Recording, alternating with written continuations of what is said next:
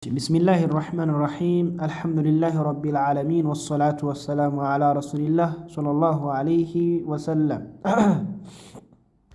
إن شاء الله እንግዲህ አዲስ ኪታብ ነው እሱም ኹዝ አቂደት ነው ጀምረን ዛሬ ሶስተኛ ክፍላችን ነው የምናየው ማለት ነው ባረከላሁ ፊኩም በሁለተኛው ክፍል ያው እንደ መንደርደሪያ ወይም ኹጥባውን አይተናል ማለት ነው ዛሬ ደግሞ ወደ ዋናው ወደ ኪታባ ወደ ታርጌቷ ወደ ኪታባ እንገባለን ማለት ነው ኢንሻአላህ ባለፈው እንግዲህ ስለ ኪታባ በምን አይነት ሁኔታ እንደምትካሄድ በምን አይነት ሁኔታ እንደምትሄድና በምን አይነት ዙሪያ ላይ እንደምታጠነጥን በአቂዳ ላይ እንደምታጠነጥንና በጥያቄና በመልስ እና በዛ አይነት ሁኔታ እንደምትቀጥል ኪታባ ሙአሊፉ በዛ አይነት መልኩ እንደሚያሰዲያት ነግሮን ነበር እሺ ዛሬ ወደ ዋናው ርዕስ እንግባ ሚላል ርዕሱ ሐቁላሂ የአላህ መብት على العباد وحق مات مبت الله يا الله مبت على العباد بباروቹ ላይ ያለው መብት በቃ ይሄ ነው ርዕሱ ይሄ ነው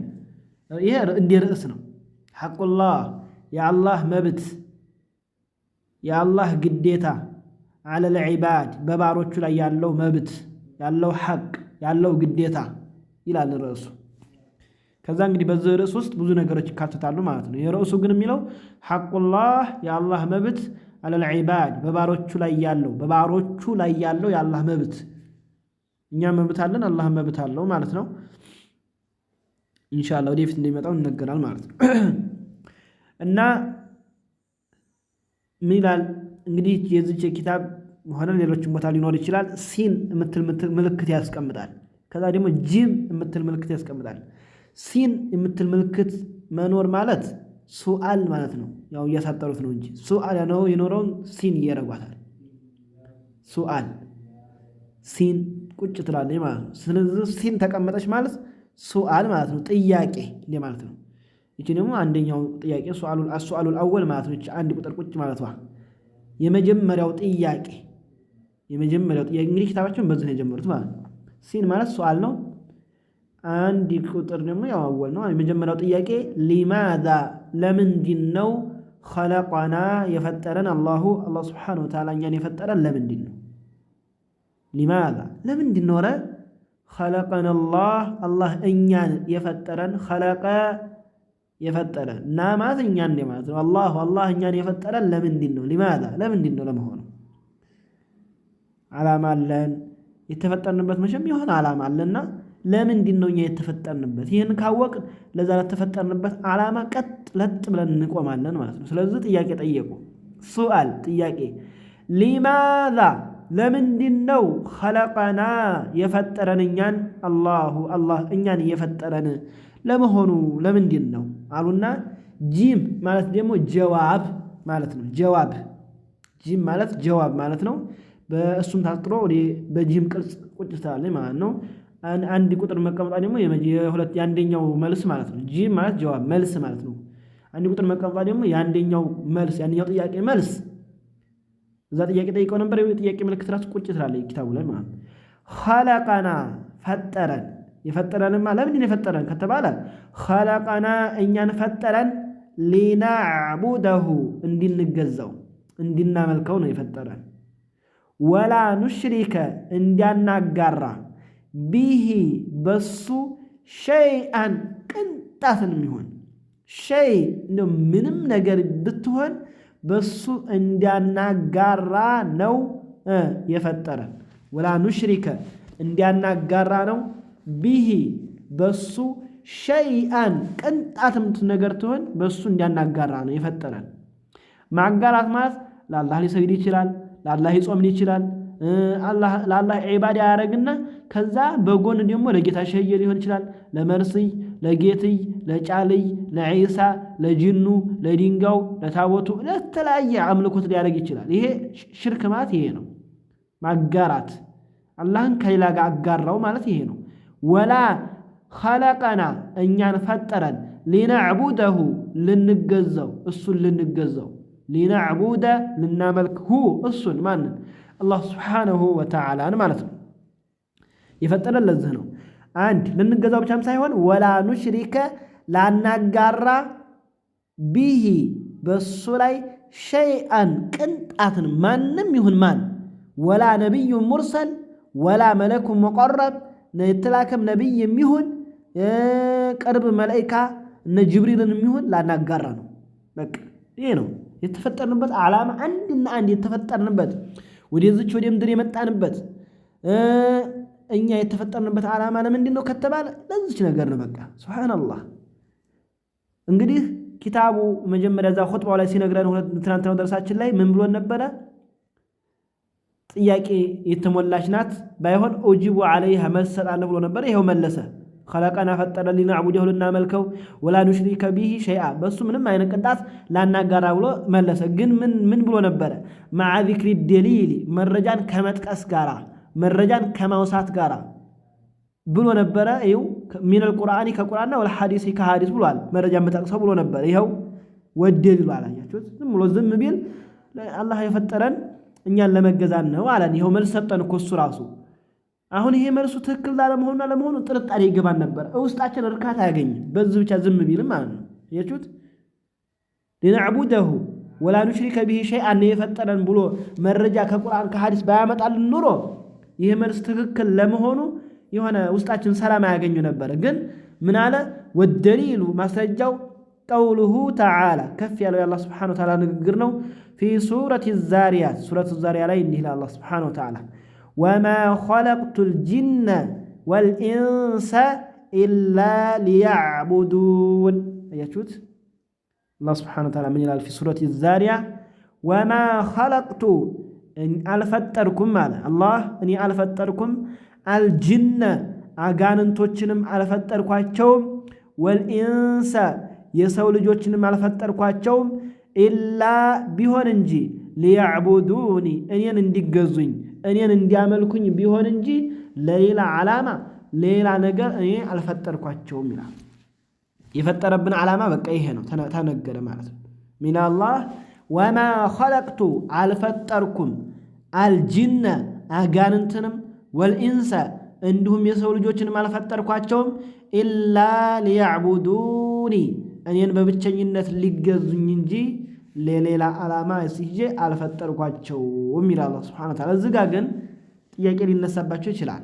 ምን የሚል ወማ ኸለቅቱ አልፈጠርኩም አልጂነ የሰው ልጆችን አልፈጠርኩም ወልኢንሰ አጋንንቶችንም አልፈጠርኩም እኔን ሊገዙኝ እንጂ። በቃ ይሄ ነው በቃ የተፈጠረበት ዓላማ ለዚህ ነው። ታዲያ የሰው ልጅ የተፈጠረበት ዓላማ እሱን ለመገዛት ብቻ ከሆነ ለምንድን ነው ግማሹ ይገዛው አላህ ሱብሓነሁ ወተዓላ ግማሹን ደግሞ አይገዛውም? ለምንድን ነው የተፈጠርንበት ዓላማ ይሄና ይሄ ከሆነ አንድ ነገር ለአንድ ነገር በቃ ከሆነ ለምንድን ነው ከዛ ነገር የሚሸነደለው ወይም ከዛ ነገር የሚወጣው የሚል ጥያቄ ይነሳባቸዋል። ይሄን ግን ከዓሊ ብኑ አቢ ጣሊብ ተገኝቷል፣ ከአንዳንድ ዑለማዎችም ተገኝቷል። ምን ይላሉ? እዚህ ጋር ወማ ኸለቅቱ ማለት የሚቀደር አለ ወይ በሌላ ማንም በሌላ ይፈሰራል። ወማ ኸለቅቱ አልፈጠርኩም አልጂነ አጋንንቶችንም ወኢንሰ የሰው ልጆችንም አልፈጠርኩም ኢላ ሊያዕቡዱኒ ማለት ኢላ ሊያዕሙረሁም ሊያዕቡዱኒ እኔ ኢላ ሊአሙረሁም ቢዒባደቲ ማለት ነው።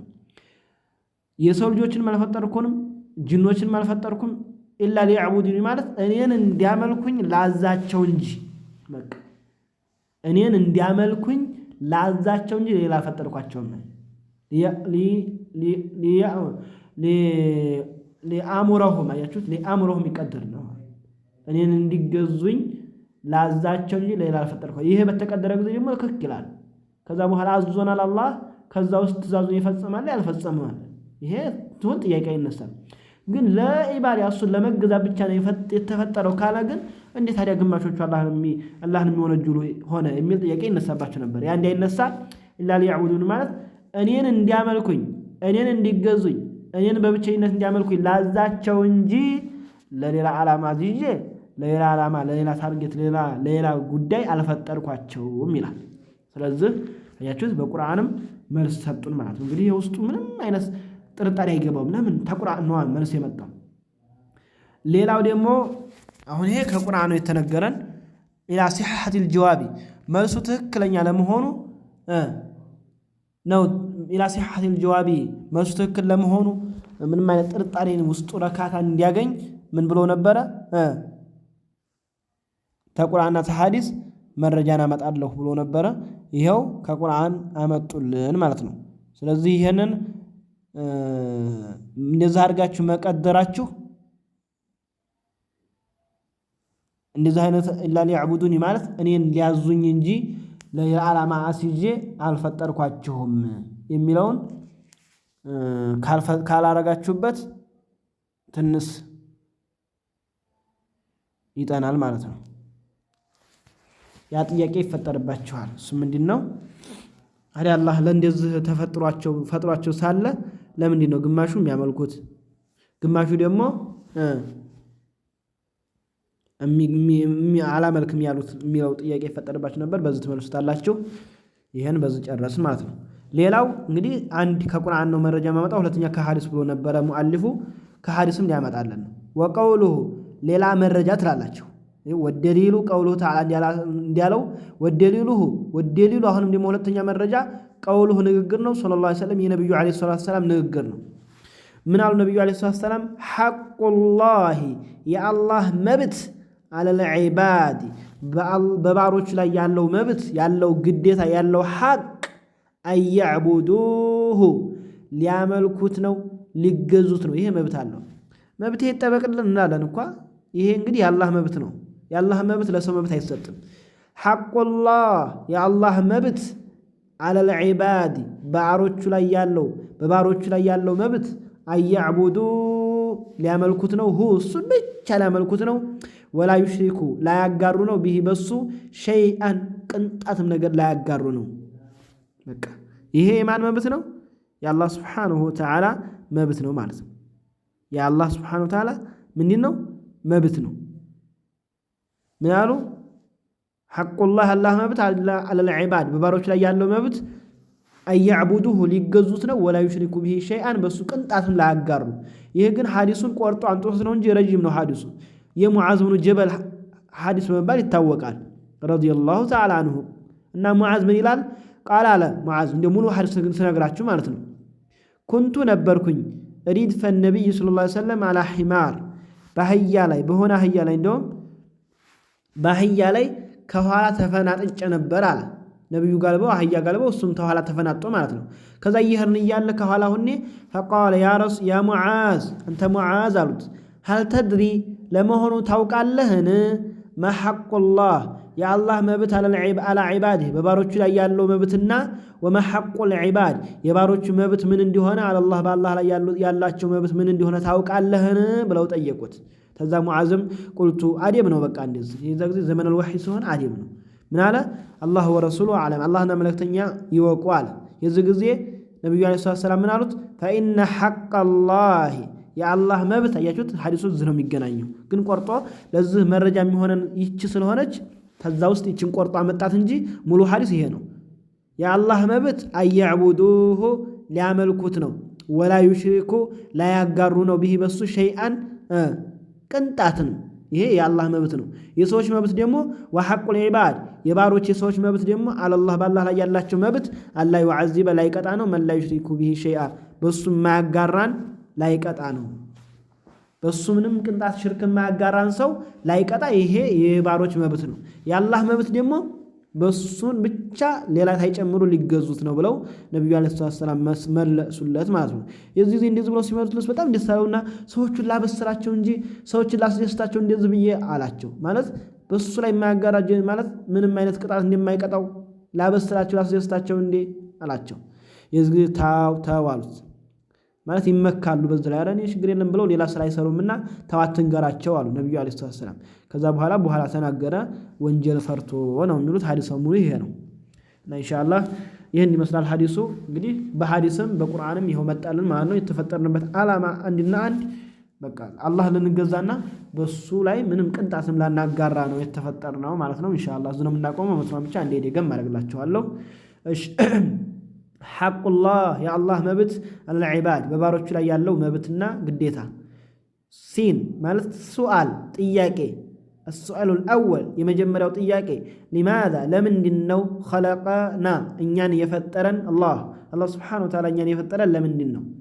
ጀዋቡ الأول የመጀመሪያው መልስ خلقنا እኛን ፈጠረን لنعبده ልናመልከው ልንገዛው ወላ ኑሽሪከ ላናጋራ ቢሂ በሱ ሸይአን ምንም ቅንጣትም ነገር ላናጋራ ቅንጣት ሲባል ሰውም ይሁን ጂንም ይሁን ሁሉም ይገባል። ምንም አይነት ናናጋራ ወደይን ማስረጃው ቀውሉ ተዓላ አላህ ሱብሓነሁ ወተዓላ ንግር ነው ፊ ሱረቲ ዛሪያ በሱረቲ ዛሪያ ላይ ማለት ነው። ወማ ኸለቅቱ አልፈጠርኩም አልጂነ አጋንንቶችንም አልፈጠርኩም ወልኢንሰ የሰው ልጆችንም አልፈጠርኩም ኢላ ቢሆን እንጂ ሊያዕቡዱኒ እኔን እንዲያመልኩ ቢሆን እንጂ።